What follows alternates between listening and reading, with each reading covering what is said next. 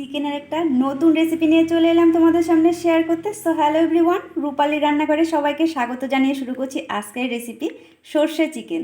তো রেসিপিটি আমি কিভাবে তৈরি করলাম ভিডিওটি স্কিপ না করে দেখে নাও। সর্ষে চিকেন তৈরি করার জন্য প্রথমে আমি এখানে নিয়ে নিয়েছি 400 গ্রাম পরিমাণ চিকেন, ভালোভাবে ধুয়ে রেখেছি। প্রথমে আমি এখানে নিয়ে নিয়েছি গোটা ধনে, গোটা জিরা, এলাচ, দারচিনি, লং, গোলমরিচ আর শুকনো লঙ্কা। এবার সবগুলো উপকরণ আমি শুকনো খোলায় ভেজে নেব। উপকরণগুলো সব ভাজা হয়ে গেছে, এবার আমি এগুলো নামিয়ে নোড়ায় নিয়ে নিলাম। এবার এগুলো আমি গুঁড়ো করে নেব। এবার ওই ধুয়ে রাখা চিকেনে দিয়ে দিচ্ছি এক টুকরো লেবুর রস, দিয়ে দিচ্ছি গুঁড়ো করে রাখা সব মশলা, দিয়ে দিচ্ছি আদা রসুন পেস্ট, সামান্য পরিমাণ হলুদ, এখানে হলুদের পরিমাণটা আমি একদমই কম দেব, দিয়ে দিচ্ছি সামান্য পরিমাণ নুন আর সামান্য পরিমাণ সর্ষের তেল। যেহেতু এটা সর্ষের চিকেন তাই এখানে একটু সর্ষের তেল দিয়ে দিচ্ছি। এবার সবগুলো উপকরণ আমি হাত দিয়ে খুব ভালোভাবে ম্যারিনেট করে রেখে দেব। চিকেনটা খুব ভালোভাবে ম্যারিনেট করা হয়ে গেছে, এবার আমি এটা 10 মিনিটের জন্য রেস্টে রেখে দিচ্ছি।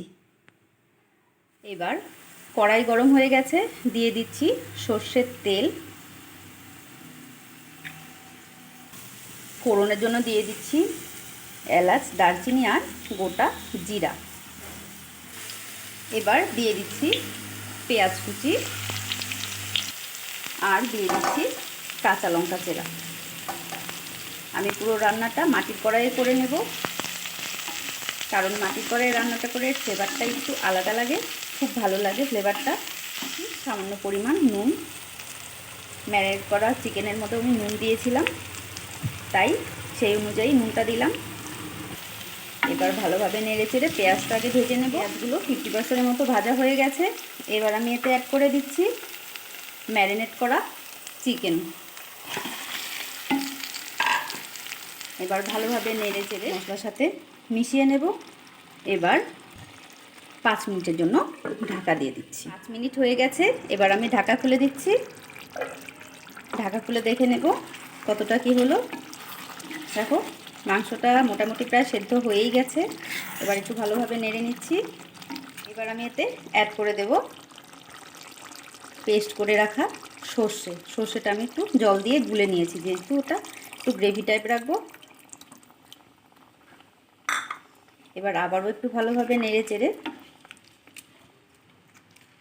5 মিনিটের জন্য ঢাকা দিয়ে দেব। 5 মিনিট হয়ে গেছে, আবারও ঢাকা খুলে দিচ্ছি। এবার এতে অ্যাড করে দিচ্ছি গোটা কয়েকটা কাঁচা লঙ্কা, দিয়ে আবারও একটু নেড়ে নেব। এবার 2 থেকে 3 মিনিট ওয়েট করব। 2 থেকে 3 মিনিট হয়ে গেছে, এবার আমি ওপর থেকে কিছুটা পরিমাণ ধনেপাতা কুচি ছড়িয়ে নামিয়ে সার্ভ করে নেব সর্ষে চিকেন।